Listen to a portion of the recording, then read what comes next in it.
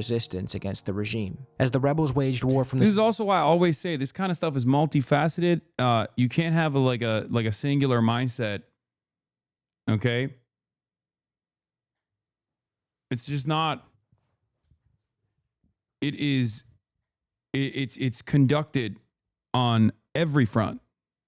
Sierra Maestra, they began to gain the trust of the peasantry who had been horrifically neglected by the Batista regime and suffered from diseases, poverty, illiteracy, and landlessness. The rebels, by treating these people with respect, treating them medically, and even teaching them to read, created a vital and expansive network for intelligence and new recruits. In April of 1958, the revolutionary movement engaged in a general strike with the hopes that it would topple the dictator, but it failed. This failure actually emboldened Batista and gave him the confidence to launch a massive offensive in the hopes that he could finally crush the insurgency.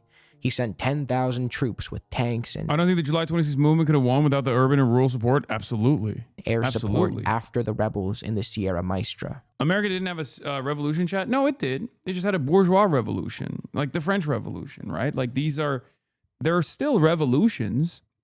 They're, but they take on different forms. The Cuban Revolution was objectively a proletarian revolution. That's the reason. That's the main difference, right? Bourgeois revolutions have been taught in school as the acceptable forms of revolution over and over again, while the proletarian revolutions have always been looked at with tremendous scrutiny.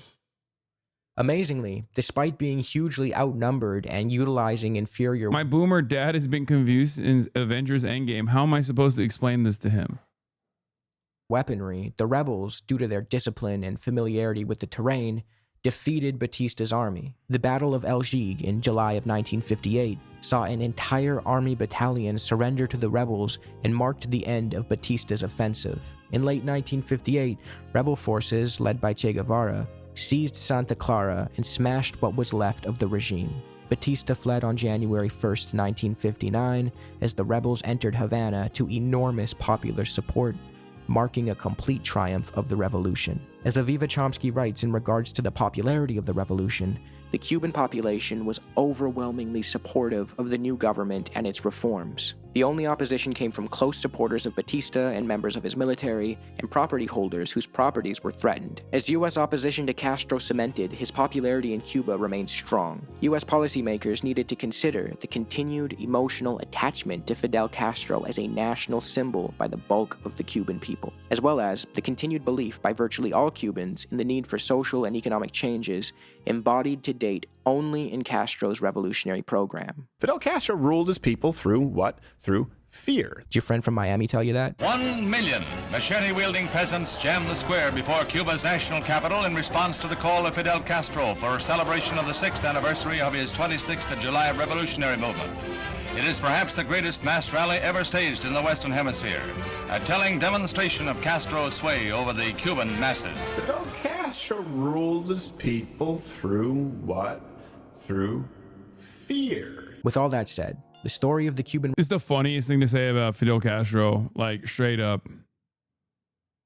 Revolution is one of united struggle against a tyrannical despot.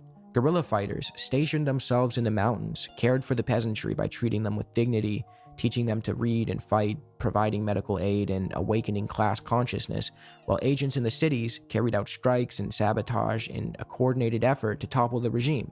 It's a story of solidarity, revolutionary struggle, and liberation.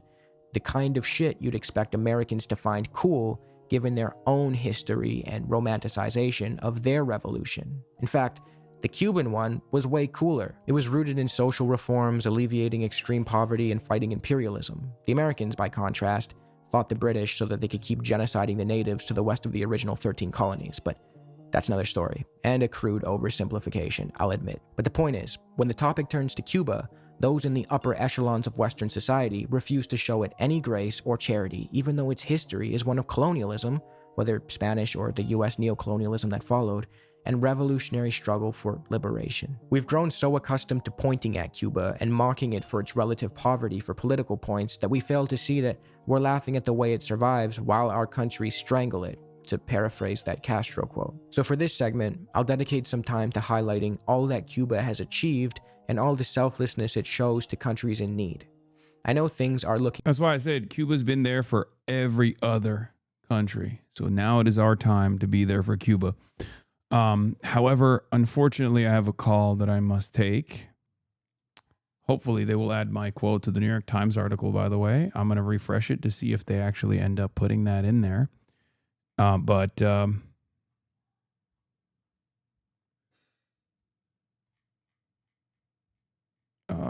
I'll be back tomorrow.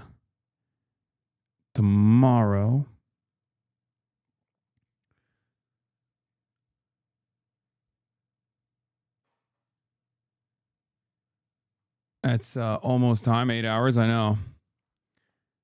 And yeah. What's the video? I'd like to share it. It's highlighted in the comments, in the chat, and it's pinned. But yeah, go like the video, show support to Overzealots. He's my goat. Anyway, love you guys. See you tomorrow. Starting off the day. Bye-bye. All the chatter's trickling in. Hostile people hate. Sunny Los Angeles, California, says Hassan. Stun luck to the stun luck to the topics just begun. 'Cause there he is again. Hassan is streaming. Hassan is streaming. There he is again. Hassan is streaming. Hassan is streaming. Reviewing a Chinese train, telling Kaya place. Sun and Asmin chatter loves, giving grinning's grace. Zoran winning NYC, woke two back with the force. The Rogan of the left, to me a dumb himbo still of course. The Charlie Kirk assassination, the Fear and Online show. 8 full fucking years of this, and plenty more to go. Doing fun stuff tomorrow, throw PBS up on the screen. A man-made horror reaction brought to you by this life's dream. 'Cause there he is again. Hassan is streaming. Hassan is streaming. There he is again. Hassan is streaming. Hassan is streaming.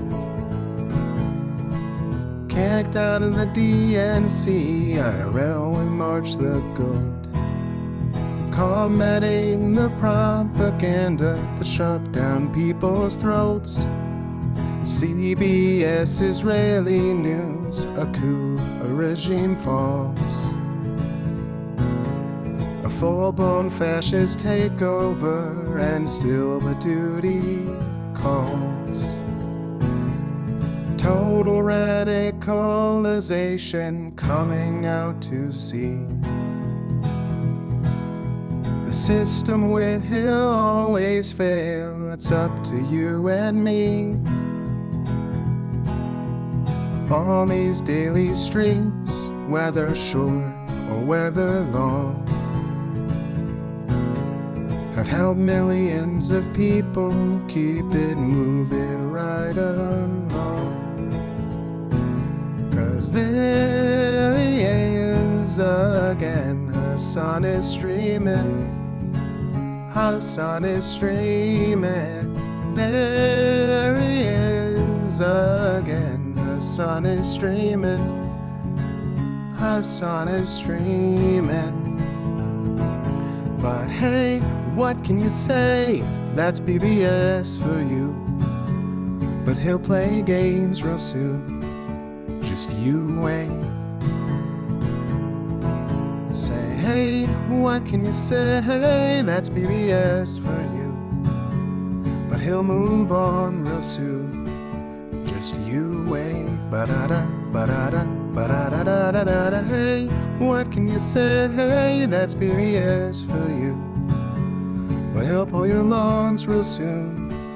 Just you wait. Sha-da-da, sha-da-da, sha-da-da-da-da-da. Hey, what can you say? That's BBS for you. But he'll do jet advice real soon.